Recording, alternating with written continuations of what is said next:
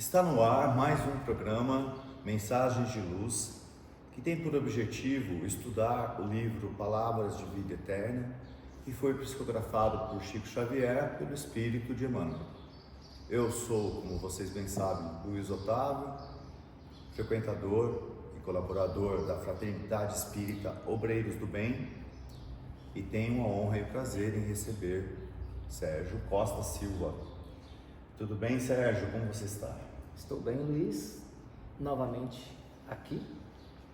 É sempre uma alegria e uma responsabilidade falar de temas tão difíceis, não de entender, Tão sensíveis, né? nem de entender, mas de vivenciar, né, Luiz? São temas difíceis de vivenciar, porque na nossa posição aqui a gente, claro, está replicando muito mal, porcamente, vamos colocar assim, as palavras de Emmanuel, né? Que traduz tão bem, né, os ensinos aqui, no caso, hoje, falando sobre diante da justiça. Eu gostaria de ressaltar que nós estamos gravando 2 programas seguidos e não há coincidência, né? A gente sabe que não há coincidência na nossa existência, e esses 2 capítulos eles se complementam.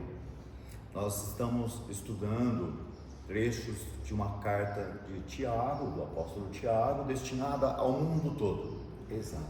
E nós estamos no capítulo 140, não é, Sérgio? Já no capítulo 140, onde Tiago, como você muito bem disse, escreve uma carta, é epístola, que é uma carta, né? A todos os povos, para você ver que cruzou os séculos e o milênio. Nós estamos aqui estudando ele, quer dizer, é atemporal, né?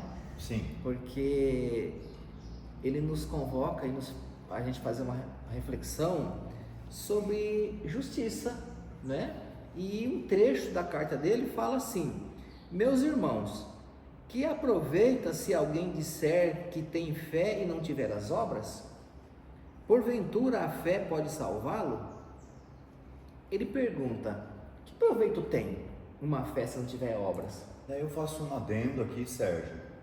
Nós normalmente nós pedimos, nós lemos a respeito, falamos tanto a respeito da fé, da importância que tem a fé, como você precisa acreditar no mundo celestial, no mundo espiritual, no governador do planeta, no Criador, o quanto fé move montanhas, não é?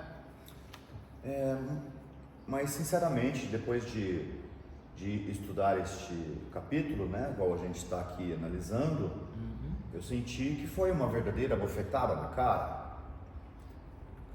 O que ele fala a respeito de somente ter fé? Então, ele faz uma analogia com um arquiteto. Vamos imaginar Um engenheiro, um arquiteto, né, um construtor, alguém que vai, ou nós mesmos, quando vamos fazer alguma coisa, nós primeiro não pensamos naquilo, nós arquitetamos, ou seja, a gente primeiro pensa de que maneira vai ser, né? Me lembro quando, antes de me casar, eu pensava: como será a minha casa? Eu quero assim, eu quero assado, né? Eu quero um muro aqui, eu quero uma sala grande. Não é assim que a gente faz? Um arquiteto também, um engenheiro, ele projeta uma casa e coloca no papel. E ele diz: se isso ficar no papel, é uma crença, não é? Uma fé morta, porque ela não se evidenciou, não se concretizou. Então, talvez respondendo isso que você está falando agora, né? É uma bofetada porque nós ficamos muito na vontade, na fé, no desejo e na crença de que, no caso aqui, os irmãos daquela época, e não raro os de hoje, me incluo nisso também, a gente pensa que crer em Deus, crer no Criador, basta. A adoração, né? O louvor é o suficiente. E ele já naquela época sentia que, poxa, não é só isso, meus amigos, vocês precisam colocar a mão na massa, né? Vocês precisam tirar desse pergaminho que você carrega aí, desse projeto que está aí, fazer isso se concretizar. Como o João e seus amigos, né, depois da passagem do Cristo, vai lá e constrói a casa do caminho, porque tudo que eles aprenderam, eles colocam em evidência agora, colocam em prática, construindo mesmo, fisicamente, né? E recepcionando todos aqueles que passavam ali. Todos os apóstolos, né, de Jesus, eles tinham imensa fé nele, todos tinham certeza de que ele era o Messias, né? Sim. Mas eles o acompanharam vendo-o fazer imensas, muitas obras. Exato. Né? Cristo passou aqui para dar o exemplo. Não ficou só nas palavras. E mesmo durante a passagem dele, antes de sua desencarnação, né, tão rigorosa como foi, teve um período desses 3 anos em que ele ficou atuando, em que ele enviou os apóstolos para fazer ações também. Exato.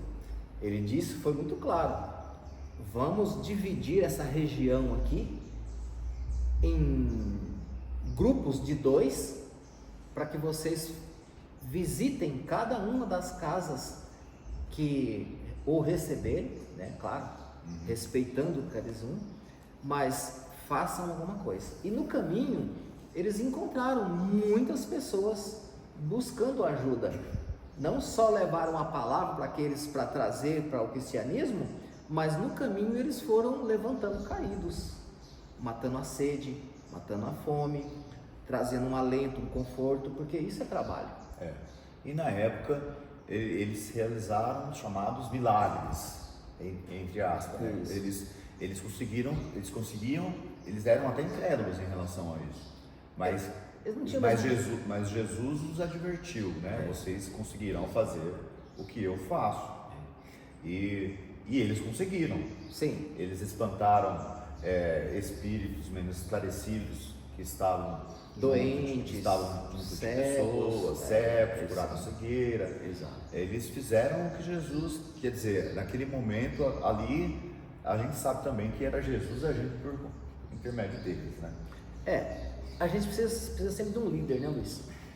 Sabe que a gente é motivado a fazer algumas coisas quando nós temos na nossa frente um líder que prova por A mais B que é possível, né? O líder vai à frente, não vai atrás, não é? Jesus, quando entra na cidade de Cafarnaum, ele entra na frente, montado num jumentinho, mas ele entra na frente, né? Os que vinham atrás na retaguarda observavam ele. O que será que ele vai fazer diante disso?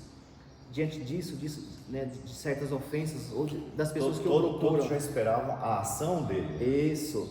Então Jesus sempre foi exemplo, né? Tanto em suas palavras como em atos. E isso foi transpassado, ou os seus discípulos captaram isso com muita propriedade, sabe? Alguns até fugiram do trabalho, a gente sabe do começo, mas depois de meditarem, de refletirem de algum tempo depois, abraçaram com tanta firmeza o trabalho que nunca parou. Todos eles desencarnaram situações, com exceção de João, por imolação, por sacrifício, trabalhando, servindo, né? Sendo caçados.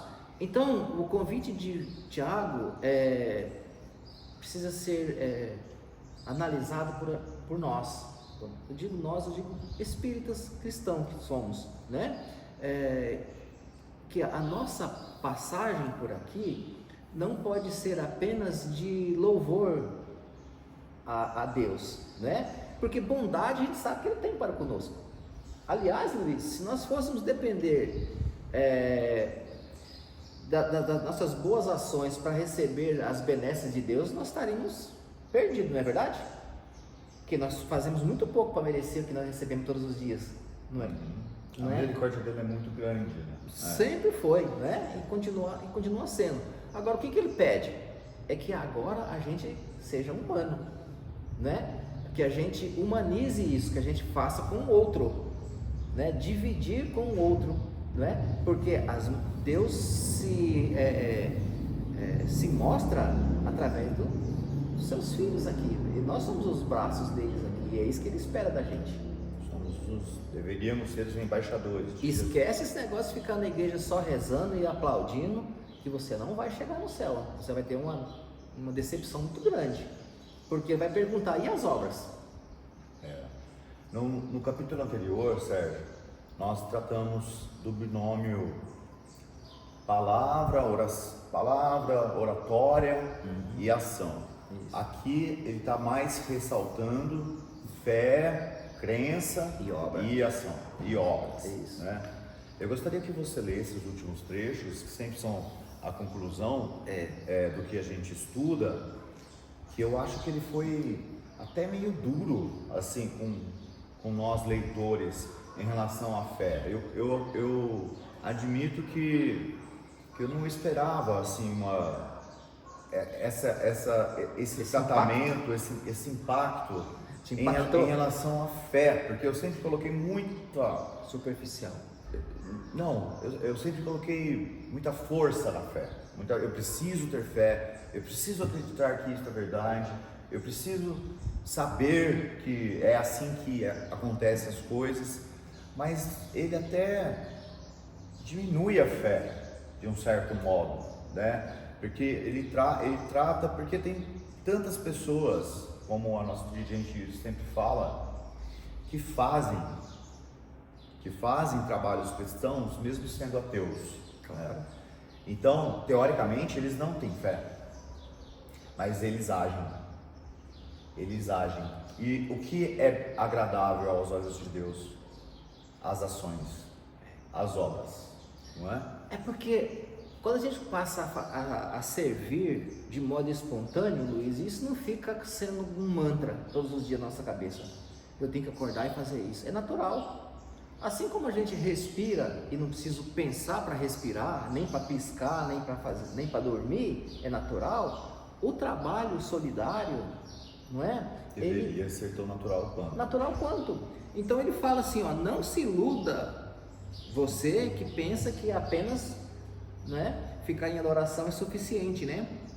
Ele diz aqui, ó, assegure-nos de que não faltará a bondade divina, mas construamos em nós a humana bondade. Então, de Deus eu sei que eu recebo o tempo todo bondade. Agora, e eu para com o outro? Não é? Ele está falando, então, faça isso. E ele finaliza, por muito alta a confiança de alguém no poder maior do universo, isso por si só não lhe confere o direito de reclamar o bem que não fez. Então, está dizendo aqui, eu quero justiça. Eu desencarnei, vamos colocar hipoteticamente, cheguei lá né? E tem lá alguém que vai dizer para mim, olha, o que você fez? Eu li muito, li 10 livros espíritas, fiz um monte de coisa. Mas você trabalhou? Mas ninguém me disse isso. Eu disse que eu deveria ter fé e acreditar. Tudo bem, você fez a primeira parte, o seu dever você foi bem nessa primeira parte. Agora vamos voltar e fazer a obra. Ou seja, fica bem claro que nós seremos, se nós não agirmos, nós seremos responsabilizados pelo bem que nós não fizemos, porque aprender nós aprendemos. Você fez bem a primeira parte, teórica, agora vamos para a prática, né? Não desprezar que você aprendeu, tá ótimo, tá bom, é o que você sabia, mas agora você precisa, para adentrar ao reino do céu, né? Se é que você está buscando isso, você precisa da obra. Então vai lá agora para estar em prática. Então, Sérgio, que nós não fiquemos apenas na crença, não fiquemos apenas no acreditar, mas que nós consigamos internalizar, né? Que é isso, se trata disso, internalizar as palavras do Cristo, os exemplos do Cristo, a nossa transformação moral interna, para que assim nos tratemos realmente como verdadeiros irmãos, filhos de um mesmo Pai. Isso, gratidão a tudo que a gente recebe, e não tem nada melhor paga do que retribuir isso em favor dos outros e de nós próprios, né? Porque os verdadeiros favorecidos somos nós. Somos nós os primeiros. Muito obrigado, Sérgio, por ter comparecido aqui. Eu sei que você veio em situações até um pouco adversas, um pouco de surpresa, mas foi uma surpresa muito agradável a sua presença aqui. Nós aprendemos muito com você aqui hoje, e que haja futuros aprendizados. Eu gosto disso, da surpresa. Pode me convidar sempre que eu estarei aqui, tá bom? Um abraço a todos. E Até o próximo programa.